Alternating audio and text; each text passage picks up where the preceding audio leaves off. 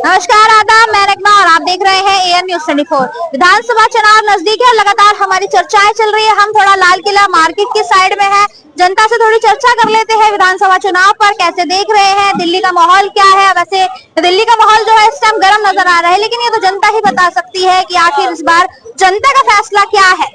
तो कुछ लोग जुड़ गए हैं, उनसे बात कर लेते हैं। थोड़ा युवा है, क्या नाम है भाई साहब? राज आर्यन। अच्छा, दिल्ली चुनाव का माहौल देखकर क्या लग रहा है अब की बार? परिवर्तन। परिवर्तन क्यों परिवर्तन? परिवर्तन इसलिए लग रहा है क्योंकि 10 साल हमने जो है आम आदमी पार्टी को दिया। उससे पहले कांग्रेस पार्टी थी सत्ता में और उन्होंने बहुत अच्छा काम किया था। कांग्रेस पार्टी जो हमारी मुख्यमंत्री साहिबा थी, उन्होंने बहुत अच्छा काम किया था। उसके बाद हमने परिवर्तन चाहा और हमने आम आदमी पार्टी को दिया। तो आम आदमी पार्टी से 10 साल के रिकॉर्ड्स पे ही वोट इस बार दिया जाएगा। तो उनके रिपोर्ट कार्ड में कहीं ना कहीं फॉल्ट देखा गया। किस तरीके के? उन्होंने कहा है कि तमाम वादे जो है पूरे किए हैं। हाँ, बहुत सारे। देखिए, अगर 10 वादे किए हैं तो ऐसा बात नहीं है कि 10 के वादे पूरे नहीं किए गए हैं। कुछ वादे उसमें से 3-4 वादे जरूर पूरा किए गए हैं, लेकिन कुछ कहीं ना कहीं कुछ कमियां रह गई है। मैं आपको बता देता हूँ। जैसे कमियां, देखिए मैं बताता हूँ। 2014 या 15 के चुनाव के समय में केजरीवाल जी ने कहा था कि मैं आपके साथ जमुना में जाकर डुबकी लगाऊंगा। तो जमुना का पानी जो है आज भी पोल्यूटेड है। मैं दिल्ली में रहता हूँ तो पोल्यूशन की वजह से मुझे काफी समस्याएं होती है। तो आपको पता भी होगा कि इस बार जो है WHO ने भी कहा है कि जो धुएं की वजह से बहुत सारी बीमारियां जो है तेजी से बढ़ रही है विश्व में। तो उन्होंने किया ये, इस मुद्दे पर भी मुझे कहीं ना कहीं बैक लग रहा है। तो मुझे लगता है कि काफी तमाम मुद्दे हैं और वो घिरते हुए नजर आ रहे हैं क्योंकि उन्होंने शराब घोटाले वाले, हालांकि उन्हें कोर्ट से राहत मिल गई है, लेकिन पूरी तरह से जो है उनको अभी फ्री नहीं किया गया है। अभी भी जांच चल ही रही है। लेकिन आप उनके कामों से नाराज हैं, लेकिन जिस तरीके से नेता लोग वादे करते हैं, वादे पूरे भी किए, एक आध वादे जो है वो कह रहे हैं कि कुछ ना कुछ जो है केंद्र सरकार करने नहीं दे रही। तो ऐसे भी तो हो सकता है ना। पंजाब में किसकी सरकार है? आम आदमी पार्टी की। वहाँ इरिगेशन के लिए किसानों को बिजली यूज करना पड़ता है। आज उन्होंने कहा था कि उसमें जो है हम कर्ज माफ कर देंगे आपके बिजली का, लेकिन आप देख सकते हैं कि किस तरह से आम आदमी पार्टी ने पंजाब में जो है डिस्ट्रक्शन एक तरीके से मना रखा है। वहाँ पे जो बिजली बिल यूज कर रहे हैं किसान, उन बिजली बिलों से वो परेशान है किसान। उसके बाद उन्होंने कहा था कि हम लॉ एंड ऑर्डर को पूरी तरह से मेंटेन कर देंगे।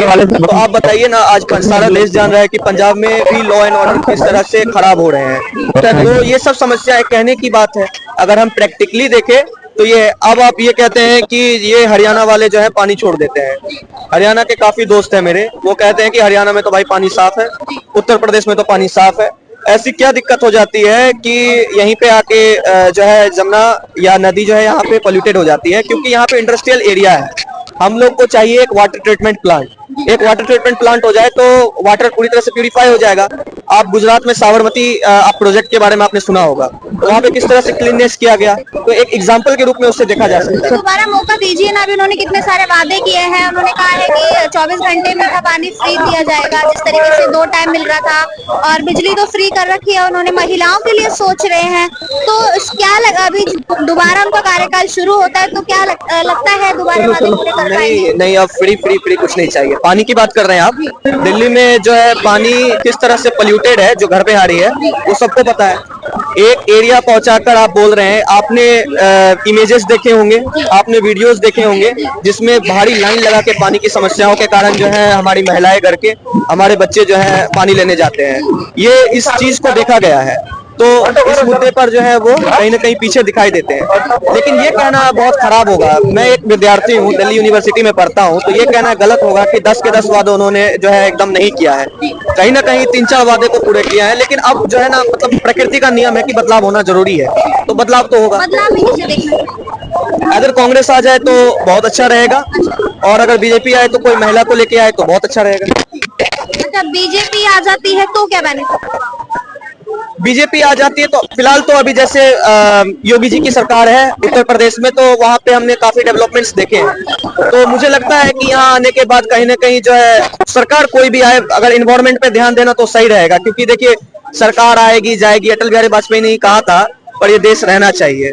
तो क्या है ना कि ये हवा हमारे लिए बहुत जरूरी है। तो हवा में जो सांस ले रहे हैं ना, वो भी ले रहे हैं और हम भी ले रहे हैं। शीश महल बना लिया उन्होंने, तो ऐसा पब्लिक गरीब लोगों को बहुत दिक्कत होती है। अब मालिक कहते हैं हम मालिक हैं दिल्ली के, तो भाई आप मालिक नहीं हो, आपको जनता ने मालिक बनाया है, आप मालिक अपने आप को नहीं मानते। शिकायत है केजरीवाल जी से, कोई नहीं, हम और भी लोग से बात करते हैं। आपके पास क्या है, क्या नाम है?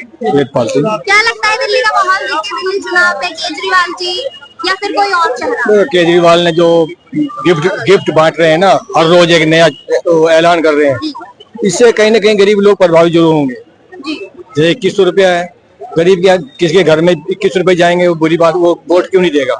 पानी फ्री, बिजली फ्री दे रहा है, उससे वोट मिली, 10 साल शासन कर ही लिया, अब 60 साल से ऊपर। लेकिन नेता तो अपनी स्कीमें रखते ही हैं। रखते हैं ना, लेकिन कुछ विश्वास भी तो होता है। केजरीवाल ने विश्वास जीता है लोगों तो फिर भी इलेक्शन की बात करें, लेकिन बीजेपी के कुछ नेता ऐसे हैं जो अभी इलेक्शन से पहले ही वोट खरीद रहे 1100 रुपए। वो वोट खरीदने की बात विपक्ष ने फैलाई है। वो कहता है मेरे पापा की संस्था है, मैं उसके हिसाब से पैसे देता हूँ। अब परवेश वर्मा की बात कर रहे हो ना, उसके पापा की संस्था है, उससे मैं पैसे देता हूँ।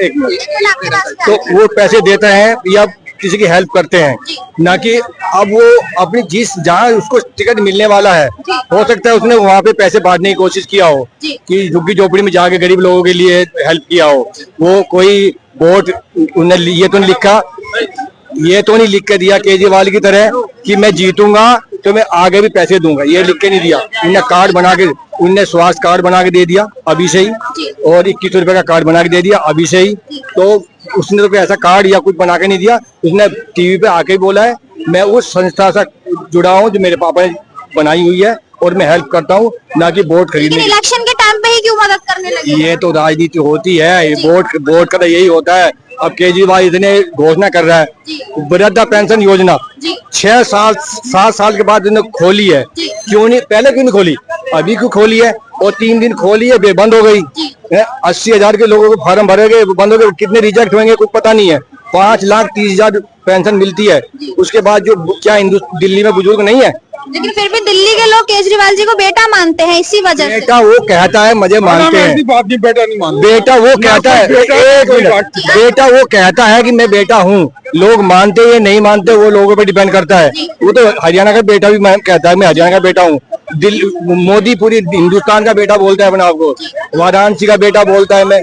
तो हर नेता वोट के लिए लोगों को प्रभावित करने के लिए कुछ मीठे वर्ड बोलेंगे, लेकिन चुनाव जीतने के बाद वे क्या करेंगे किसी को नहीं पता। लेकिन कहते हैं कि उन्होंने जितने वादे हैं सारे पूरे किए हैं, उन पे खरे उतरे, लेकिन अभी जो उन्होंने वादे किए, क्या लगता है जिस हिसाब से महिलाओं को 2100 रुपए की बात कर रहे हैं, 24 घंटे पानी फ्री की बात कर रहे हैं, कहा 2 टाइम दे रहे थे, क्या वो कर पाएंगे? देखो आज जो पानी का वादा किया है और अभी मई जून में आ जाने दो, अगर वो ये पानी का वादा मई जून में कर दे, 24 घंटे पानी का, सर्दियों में तो कर देगा, मई जून में अगर चुनाव करा दो और पानी का वादा करा दो केजरीवाल से, किसी भी सरकार से, किसी में बीजेपी भी करो, कांग्रेस भी करो और केजरीवाल भी कह रहा हूँ, मई जून में जब गर्मी पड़ती है, अगर 2 घंटे पानी दे दो दिल्ली को बड़ी मेहरबानी होगी। 24 घंटे तो बहुत दूर की बात है, अब इस टाइम लोगों को पानी की कुछ नहीं प्रॉब्लम आ रही है, इसलिए वो वादा भी कर रहा है। लेकिन 2100 रुपए की बात यह है, लोगों का मन केजरीवाल ने जीता हुआ है, जो उन्होंने बोला है अब तक किया है, दे रहा है, क्या उसका बजट हिल जाए, कुछ भी हो जाए, अगर उसने 2100 रुपए नहीं दिए उसको जूते मार के भगाएंगे दिल्ली की ओर से। अच्छा, अगर केजरीवाल जी भी नहीं तो उसके बाद कौन सा चेहरा लगता है जो दिल्ली को संभाल सकता है? मैं तो कहता हूँ बीजेपी आनी चाहिए। बीजेपी आनी चाहिए, क्या रीजन है? रीजन ये है कि एक मजबूत, एक तो 10-11 साल हो गए लोगों को इसको भुगतते हुए, आरोप सेंट्रल गवर्नमेंट पर लगाता है, जो इस पे हो जाता है आसानी से काम, वो तो मैंने कर दिया, पूरी दिल्ली में पोस्टर लग जाएंगे।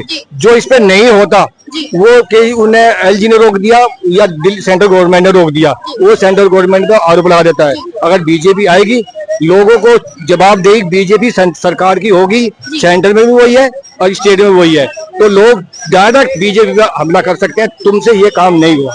केजरीवाल जी ने जो वादे किए हैं, बजट इतना नहीं है, क्या वो पूरा कर पाएंगे? तो इसमें हम लगातार चर्चा करते रहेंगे, बने रहिए और देखते रहिए AN News 24, सच दिखाने की।